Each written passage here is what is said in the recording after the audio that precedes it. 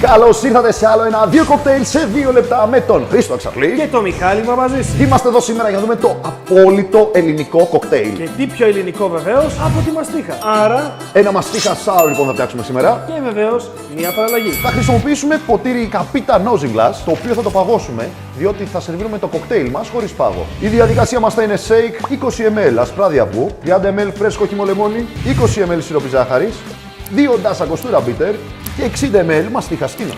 Αν έχουμε παγώσει το shaker μας, αδειάζουμε τον πάγο και το shaker μας θα παραμείνει χωρίς πάγο διότι θα κάνουμε dry shake. Dry shake κάνουμε διότι θέλουμε να ομογενοποιήσουμε το ασπράδι αυγού μαζί με τα υπόλοιπα υλικά. Και μόλις ακούμε ότι έχει γίνει ένας ευχάριστος αφρός εντός του shaker, νομίζω ότι είναι έτοιμο. Τώρα πάγο και ξαναχτυπάμε το κοκτέιλ μας για να παγώσει. Έτοιμο και παγωμένο το ποτήρι μας και διπλοσουρώνουμε το κοκτέιλ μας. Κοιτάξτε πόσο ωραία έχει κάτσει ο αφρός πάνω στο κοκτέιλ μας. Πλάνο λοιπόν στο κοκτέιλ, αρωματίζουμε με φλούδα λεμονιού και απολαμβάνουμε το τελικό αποτέλεσμα. Ένα υπέροχο μαστίχα sour λοιπόν, το οποίο αφήνει τη θέση του στον κύριο Χρήστο Αξαρλή.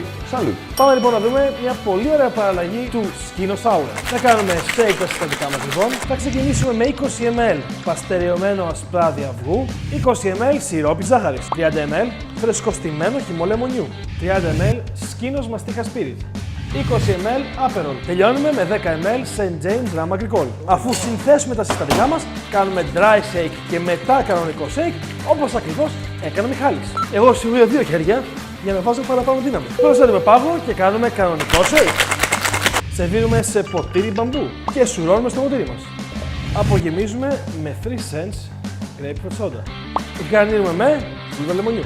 Δεν βάζουμε καλαμάκια στο συγκεκριμένο κοκτέιλ γιατί θέλουμε να αφήσει μουστάκι στο χείλος του πελάτη. Νομίζω ότι για άλλη μια μέρα κάναμε τον κόσμο καλύτερο. Κάντε like και subscribe στο κανάλι μας και περιμένουμε τα δικά σας σχόλια για το τι θέλετε να δείτε στη συνέχεια. Έχετε ένα key κοκτέιλ το οποίο πίνετε και έχετε βαρεθεί, πείτε από κάτω ποιο είναι και εμείς θα βγάλουμε την παραλλαγή. Είναι τόσο εύκολο. Και επίσης βλέπετε τα βιντεάκια τα οποία παίζουν από κάτω που είναι από προηγούμενα κοκτέιλ. Πατήστε εκεί και δείτε ένα προηγούμενο βίντεο ή μπορεί να είναι και το επόμενο. Και μέχρι την επόμενη φορά και το επόμενο 2 κοκτέιλ σε 2 λεπτά.